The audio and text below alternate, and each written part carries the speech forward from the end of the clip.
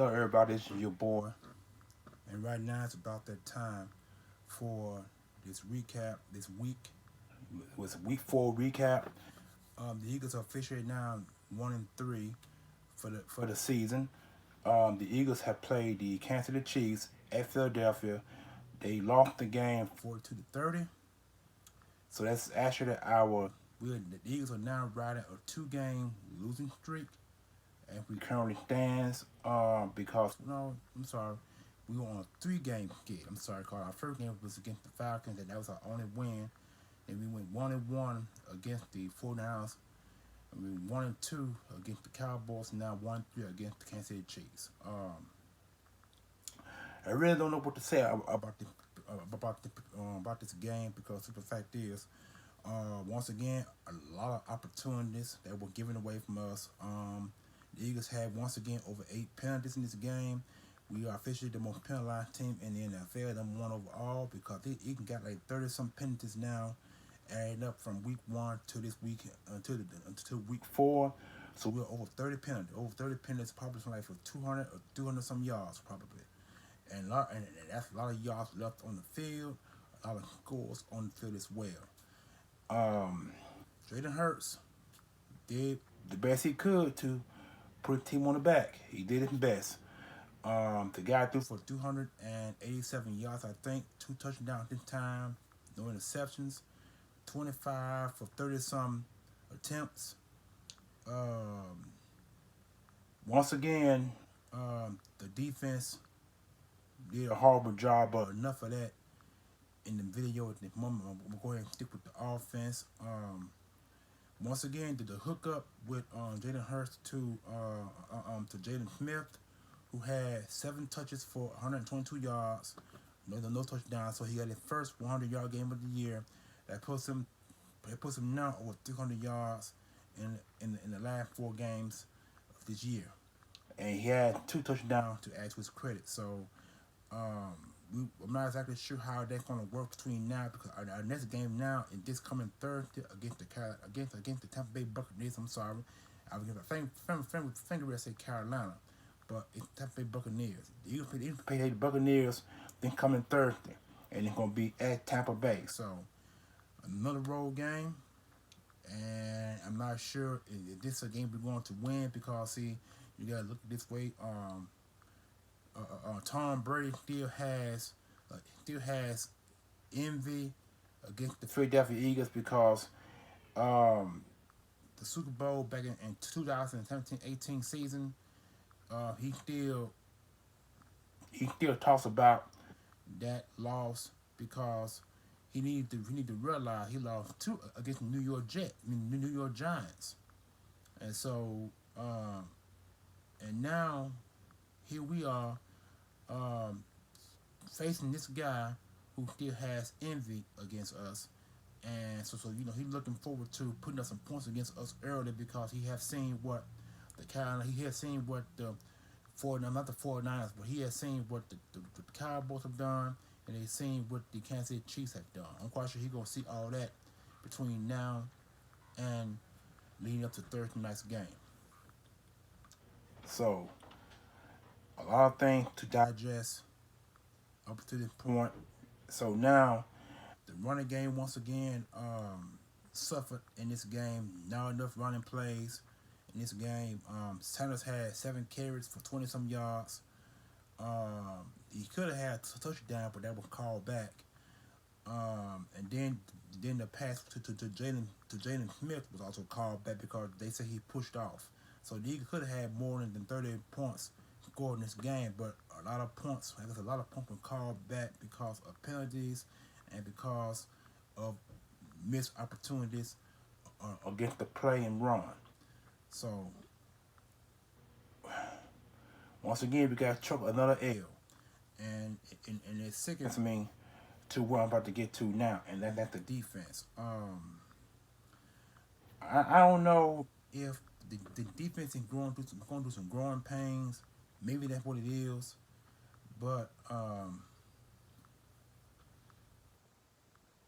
not sure what the deal is with Fletcher Cox, my boy, number 91 himself. Is it wear and tear that he's suffering, or is it getting to a point where he's tired of playing? I mean, a lot of questions ain't gonna be answered at the defensive line because now it's a short week, and when you lose Sunday, and then you got four more days to go before Thursday night's game against the Tampa Bay Buccaneers, a lot is going to be looked at because see, now it's a short week, which means you're going to have short time to prepare. And with all the injuries on the offensive line of football, you got to really look at the situation of what we're facing because we're going up against a Tampa Bay team that's healthy up front. And that's one of the better offensive lines in the league. The Eagles started off as one of the best offensive lines in the league, but after injuries, they continue to buy this offensive line, and teams are beating us around the edges and up the middle. It wouldn't surprise the Eagle offense fall out of the top 20, out of the top 10 with today's loss. Wouldn't surprise me at all. The defense started off pretty good when we played the Falcons, won that game, and then we played against the 49ers, and they only scored 17 points. The defense was a top 5 ranked defense, but the Cowboys lost, and today's loss against the Kansas City Chiefs going not to keep not the Eagles defense out of the top 10 probably with this loss because see, even though you only got 2 sacks in this game, Hogger got a sack and then Eric Wilson got a sack, so you only got 2 sacks in this game, and that's crazy when you get 2 sacks prior to last week when you got 4 sacks because Hogger got 2 sacks. One of the defensive back got a sack, and then Wilson and what's his name? Wilson and Sweat shared a sack. So that 4 sacks from last week, and then we only got 2 sacks. That's kind of a problem. And then the linebackers are having issues because they are standing back in coverage, and I really don't understand what the idea is with the linebacker unit. Something needs to change. And Jonathan Gannon, I'm not sure exactly what kind of defensive schemes he's calling, but it kind of have a reminiscent of Jim Schwartz, who we let go prior to last season. We seen some of the same things that what he did. Now Jonathan Gannon doing. He's allowing all the guys to stay off in coverage and only allowing 4 defensive linemen to rush up the field. You can't do that in every game. Somewhere between last week's loss, well actually the loss against the 49ers should have straightened you up for the Cowboys game, and definitely should have straightened you up for the Kansas City Chiefs game, because Kansas City Chiefs defense ain't a very good defense, as you can see, because we scored 30 points on them. So that should give you some idea right there. And then the Cowboys game, that's another ball to water right there. And so I really don't know what to say because this loss, it doesn't hurt as much as the Cowboys loss, but it hurts enough to know that this is a game that we should have bounced back from, but bounced back to win this game. We had many opportunities to win this football game. Like I said, penalties once again, bad tackling, bad play calling on defense, and a little bit of bad play calling on offense as well. Because like I said, Hurts threw 387 yards, 2 scores, but a little bit more could have been done in the run game. So the run game still continues to plague us the last 3 or 4 games that we played so far. And now we're going to play a Tampa Bay team whose defense is one of the best in the game. Their offense is one of the best in the game. They are top 10 ranked offense, top 10 ranked defense. So and they stand right now at 2-2, I believe. But like I said, the game coming up now, this is do or die for the Philadelphia Eagles. We got to beat the Bay to at least have 2 wins, because see, 1-3 is not selling for the Philadelphia Eagles fan base, because again, to the point we are tired of preaching the same thing over and over and over and over and over and over and over and over and over again about running the football. And when you run the football on the 7 times for 20 some yards and no touchdown, so that means you putting your offense in one player, and that's Jalen Hurts. Jalen Hurts can't do it all by himself. It's self evident. You know what I'm saying? But I do give credit where credit gets due. The offensive line did protect a little bit better than they did last week. Harris was able to kind of feel a little bit more, get the balls out. He had threw a few long balls, but one of the long balls was actually called back, and that was the one Jalen Hurts said he threw to Jaden Smith that was called back based on a push off. Now I think if that had been called, it probably would have been a different score. Different score of this game. We probably could have won that football game, but sometimes penalties cause you to win games, and when you get penalized, you lose momentum, and instead you're going forward, you're going backwards. You know what I'm saying? These 5 yard penalties, 10 yard penalties, 15 yard penalties, it's a it's a knock on the nail when it doesn't penetrate steel. You know what I'm saying? So it's like the more you knock on the nail, trying to knock it into steel, when you try to knock it into another piece of motion steel, it bends up. And when you bend up, there's no penetration. So that's what we are currently faced with at the time. And I don't really get it for the life of me why they're not running the football. And it sickens me. I mean, this is for the second straight season. Well, for the third straight. Well, no, I'm sorry. For the second straight season, we're not running the football. Um, Peterson ran the ball well in 2008, 17, 18, and 19. And 2020, he didn't run the ball good enough like he did in the past. And so we're seeing the same remedy, the same problems that plagued us last year and plaguing us this year because they're not running the football. I don't know if it's a trust factor with the running game or it's an issue with with play calling. I think it's play calling because you got Miles Sanders, who is one of the best running backs in the NFL when it comes to running the ball. This guy had 800 yards rushing last year. And the way he's looking now, he's on pace to run for 600 yards this year.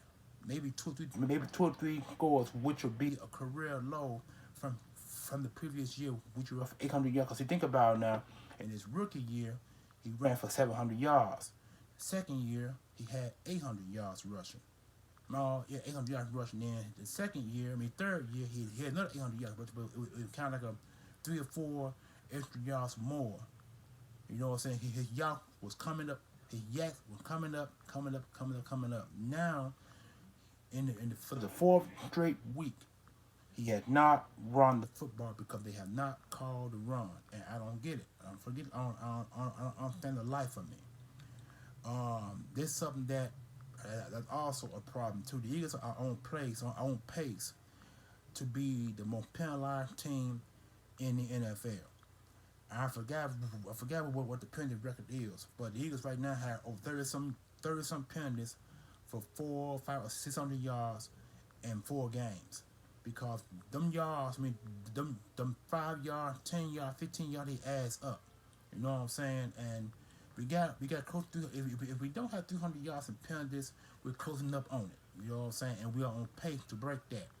If they don't get these penalties and stuff taken care of, there's going to be a problem with running the football, and there's going to be a problem to sustain drives on offense because penalties play the offense more than defense.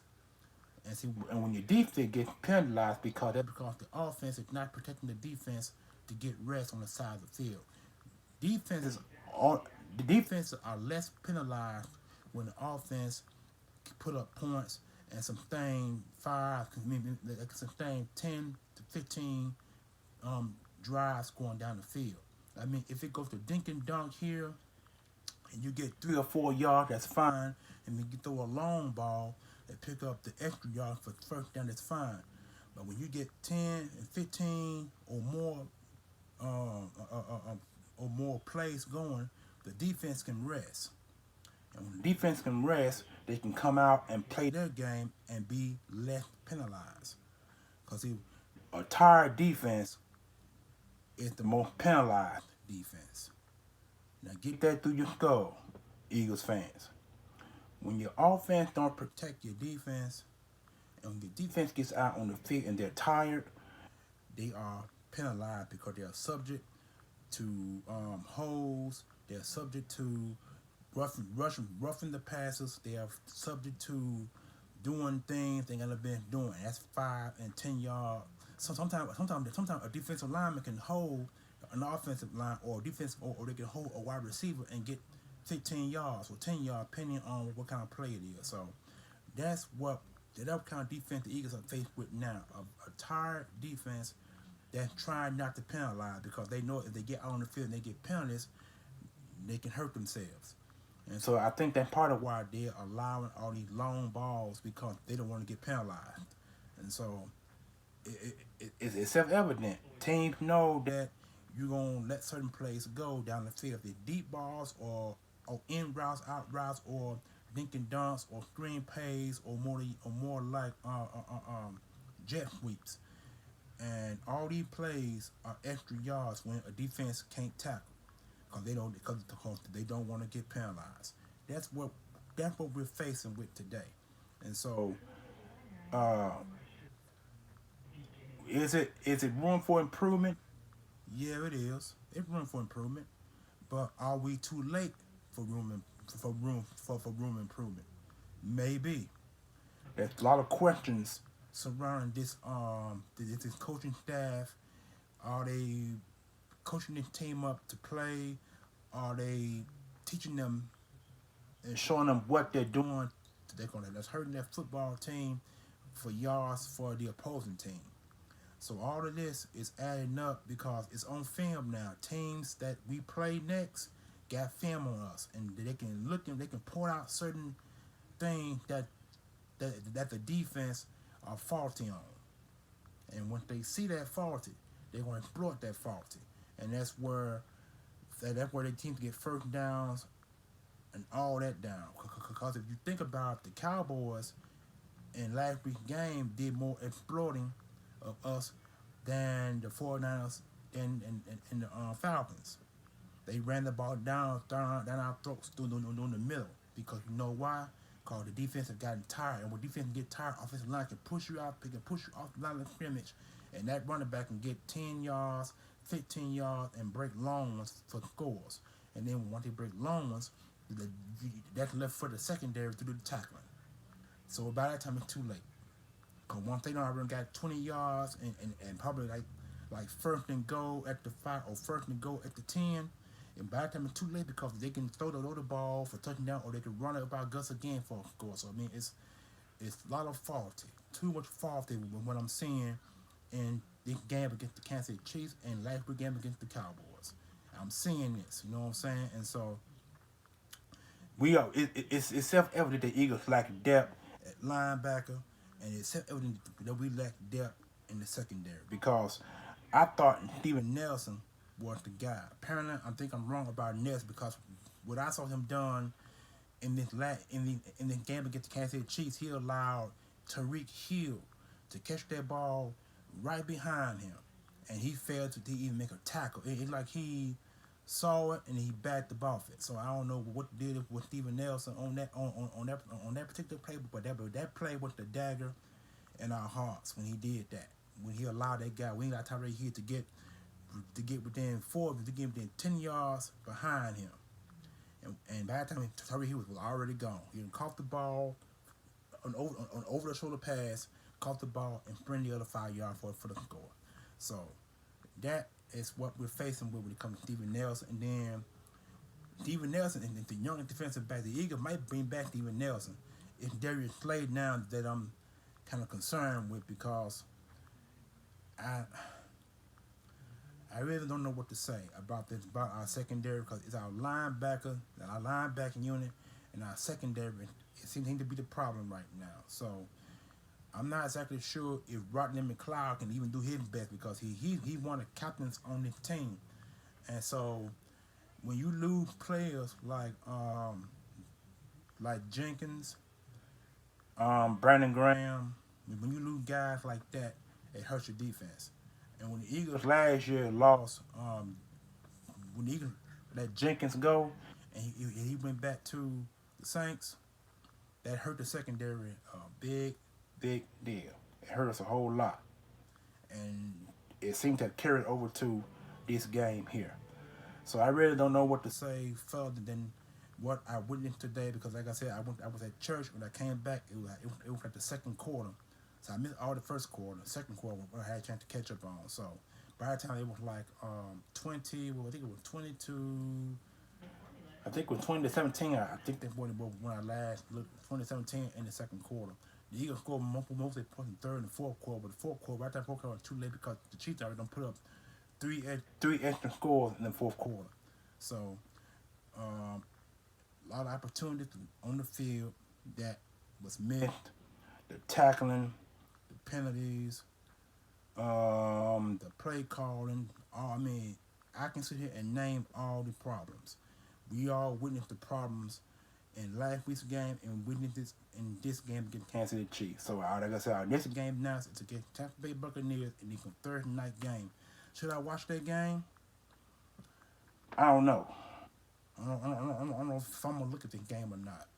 I think I will. You know what I'm saying? Because I want to see what this team has learned with this beat down against the Kansas City Chiefs. Because Kansas City Chiefs beat up 42-30, and that's a 12-point loss. I think I'm gonna watch it. Yeah, I mean I'm not gonna sit back and not watch the game. I'll be wrong I'm wrong for even saying that. Eagles Nation, if anybody saw that video and I made the comment, I sincerely apologize. I shouldn't have said that. Yeah, I'm gonna watch that game against the Buccaneers. Why not? You know what I'm saying? Because this is a game the Eagles could redeem themselves because Tampa Bay Buccaneers got a top 10 ranked defense, but they got problems on defense and what most teams do. Against the Eagles had to find ways to get a rush on Tom Brady, stop the run, and do what's best to contain the deep ball because the Cowboys and the Chiefs were able to complete deep balls. And that one against the 1-2 Tyreek Hill over Steven Nelson is self-evident that teams can throw the deep ball on this defense. So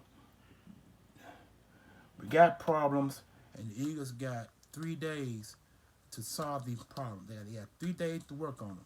So come tomorrow, it won't be no rest unless the guys are injured or beat up. So the Eagles might do some walkthroughs because the team is beat up in this game against Kansas City Chiefs. So it probably will be some walkthrough tomorrow, and then Tuesday will be some another walkthrough, and then Wednesday when they're probably gonna do sit down and then come to the facility, sit down.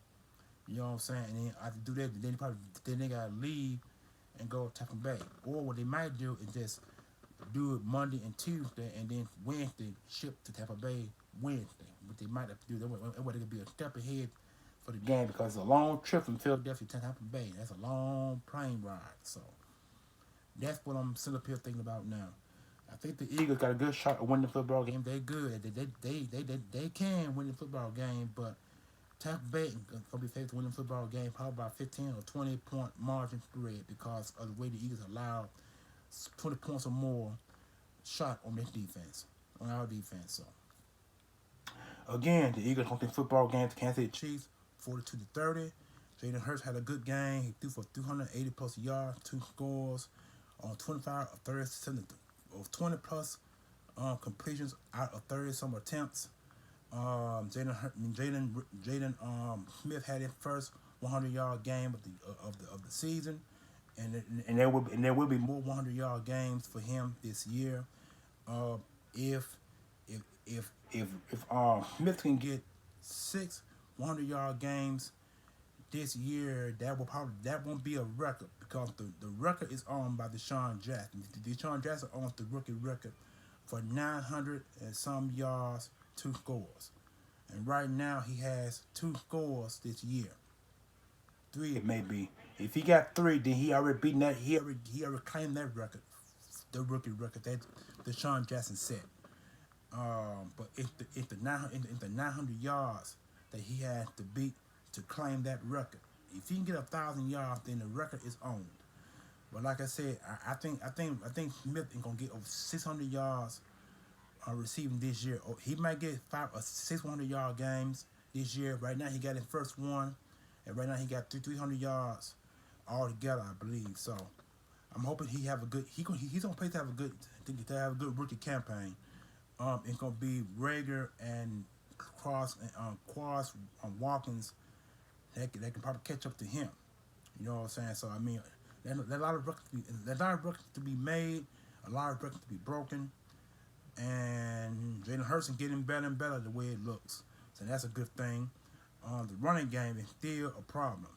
That's still a problem. The Eagles gonna have to run the rock in this game against Tampa Bay. They're gonna have to. I don't know what Nick Sirianni is thinking about, but he gonna have to run the football. He got to run it because if you don't, teams are gonna get to Hurts at some point in time, and he might get hurt. If he get hurt, then who's our backup quarterback? Flacco or Minshew? What's it gonna be, Nick Sirianni? What's it gonna be? What it's going to be? Are you gonna run the ball, or you gonna throw the rest of the season? And no, I don't think no NFL team this year has thrown the football as much Hurts did because we have a lack of running game thereof. So once again, the Eagles look at the football game. We are 1-3 for the season so far. Hurts threw for 280 plus yards, 2 score, no INTs, 30 completions out of 30 completions out 20. I'm sorry, 20 some completions out of 30 some attempts. So Smith had his first 100-yard receiving game on 7 catches. That's good. And so we'll see what happens this year. Board of Green Talons. Our next games against Tampa Bay at Tampa Bay.